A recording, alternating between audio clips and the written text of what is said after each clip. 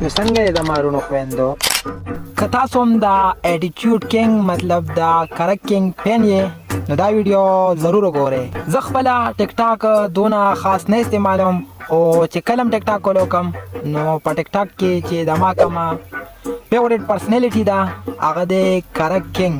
هغه ځکه چې کرک کینګ یو خوش اخلاقه او ملنګ انسان دی. او بله چې کومه غټه خوبي ده هغه دا ده چې په کرک کینګ کې تکبر نشته او د هغه د خولې خبره چې ما پسې څوک خبرې کوي چې کوم زما خیټر دي نو هغه یې زه اګنور کوم.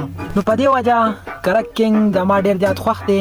د هغه ایکټینګ، د هغه اټیټیوډ لیول او د هغه سلو موشن ټول ښه مزېدار دي.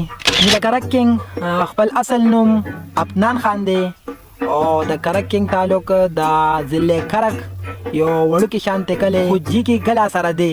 د کرک کینګ چې کوم فیورټ سنگر دی هغه دی شاه فاروق او فیورټ پویټ چې کوم دی هغه دی منیر بونیری او فیورټ پولیټیشن چې کوم دی هغه دی عمران خان او فیورټ گیم چې کوم دی سپورټس کې هغه دی کرکټ او فیورټ ټیک ټاکر چې کوم دی هغه دی سمی خلجی او علمگیر خان.